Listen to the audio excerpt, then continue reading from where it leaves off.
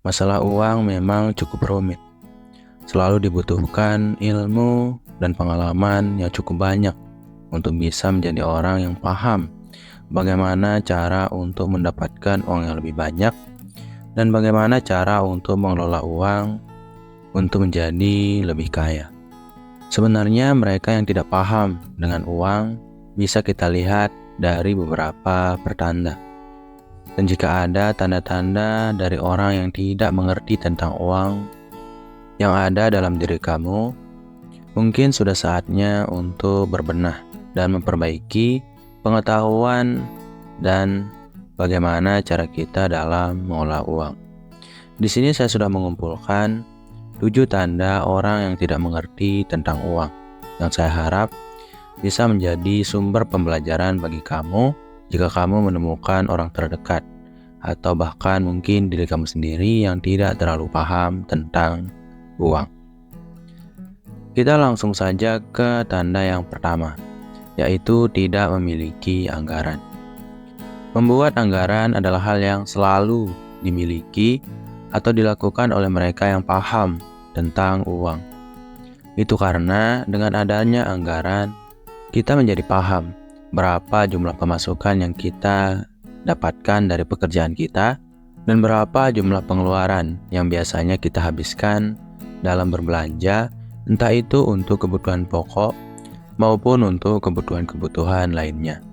Semakin kita rajin membuat anggaran dalam pengeluaran bulanan kita akan semakin meminimalisir pengeluaran yang tidak perlu. Dan inilah yang dilakukan oleh mereka yang tidak paham tentang uang. Mereka cenderung untuk menghabiskan uang secara sembarangan, merasa membutuhkan sesuatu padahal hanya menginginkannya, yang pada akhirnya cenderung untuk berbelanja secara impulsif.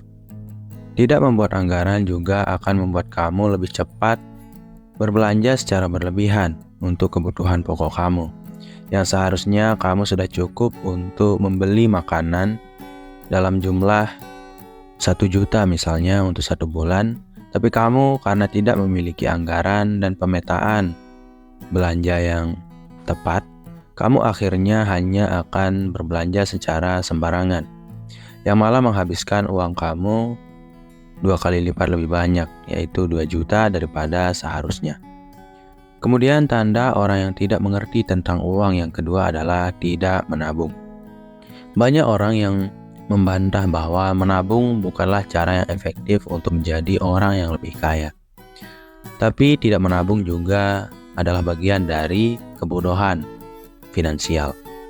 Itu karena menabung adalah sebuah sumber di mana kamu memiliki lebih banyak uang untuk kamu kelola di masa depan. Entah itu untuk berinvestasi atau untuk mengembangkan usaha kamu nantinya. Semua hal itu membutuhkan uang. Dan jika kamu tidak biasa menabung, kamu akan cenderung untuk menghabiskan uang lebih cepat dan tidak akan ada uang untuk kamu kelola atau kamu olah untuk menambah penghasilan. Malahan suatu saat jika kamu tidak memiliki tabungan sama sekali, kamu akan merasa kewalahan saat kamu tertimpa masalah atau musibah yang mengharuskan kamu untuk mengeluarkan uang untuk biaya-biaya darurat tersebut. Kemudian tanda orang yang tidak mengerti tentang uang yang ketiga adalah mengandalkan hutang. Tidak sedikit dari kita mengandalkan hutang untuk memenuhi kebutuhan hidup kita.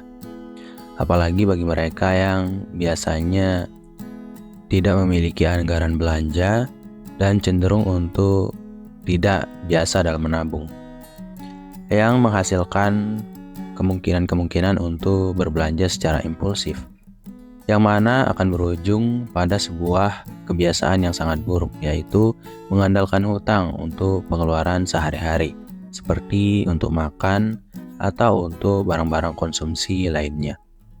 Orang dengan pemahaman finansial yang cukup mendalam selalu akan menghindari hutang, karena hutang berarti penurunan tingkat ekonomi yang kamu miliki. Kemudian tanda yang keempat adalah tidak memiliki tujuan keuangan.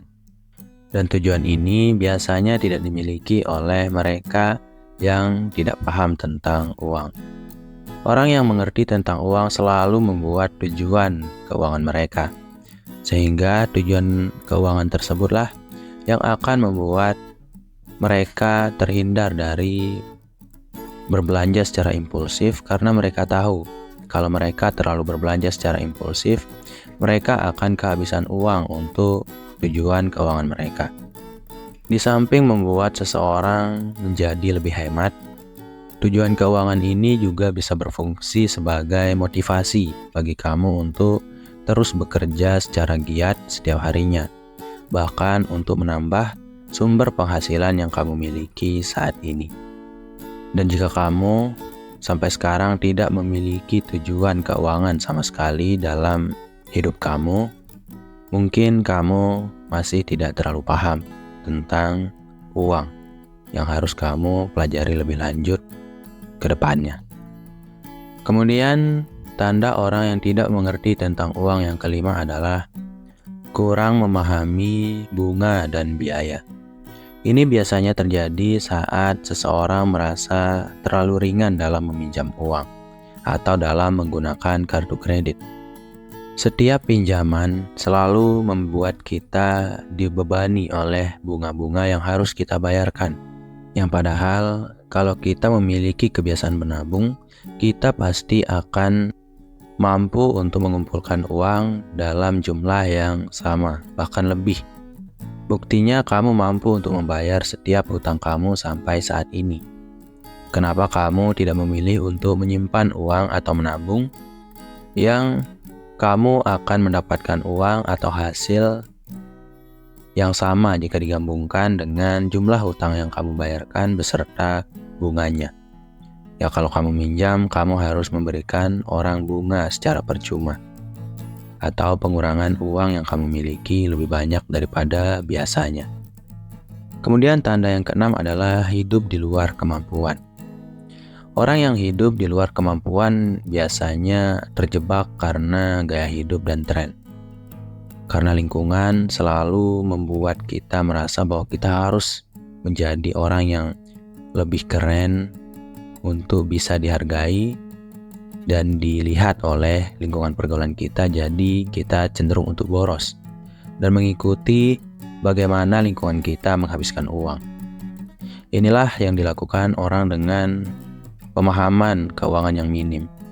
Mereka cenderung untuk tidak membaca jumlah penghasilan yang mereka dapatkan dan memilih untuk hidup dengan gaya yang terlalu tinggi atau melebihi kapasitas yang dia miliki, yang pada akhirnya membuat uang gaji yang didapatkan habis seketika.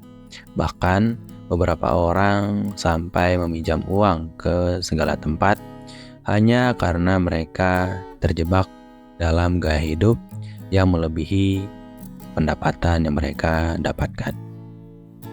Kemudian tanda orang yang tidak mengerti tentang uang yang ketujuh adalah tidak berinvestasi. Investasi itu sangat penting jika kamu ingin menjadi orang yang lebih kaya di masa depan. Tapi sayangnya mereka yang tidak melek tentang keuangan cenderung untuk menghabiskan uang pada sesuatu yang tidak perlu dan tidak mau belajar tentang investasi.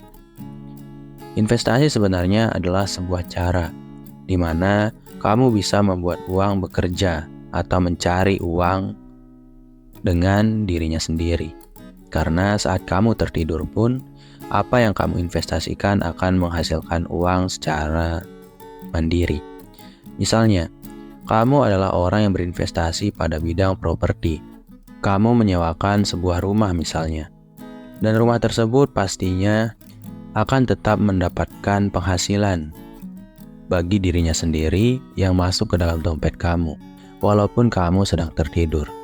Karena rumah itu memang disewakan dan diurus oleh mereka yang menyewa rumah yang kamu sewakan tadi.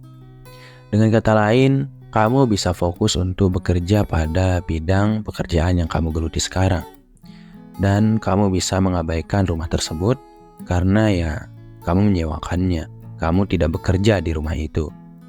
Dan kamu bisa fokus untuk mendapatkan uang lebih banyak dari pekerjaan yang kamu miliki saat ini.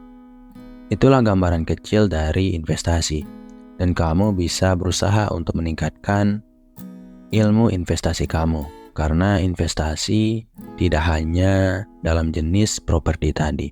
Ada banyak sekali jenis investasi di luar sana yang bisa bekerja atau mencari uang bagi diri kamu sendiri walaupun kamu sedang tertidur. Mungkin itu saja dari video kali ini. Semoga video kali ini bisa membuat kamu sadar tentang apa yang harus diperbaiki dari cara kamu mengelola keuangan kamu setiap harinya.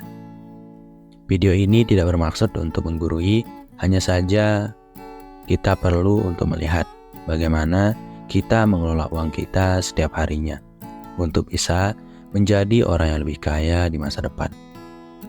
Saya yang membuat video ini juga sebenarnya belajar, karena saya melakukan beberapa penelitian untuk bisa membuat video di dalam channel YouTube ini.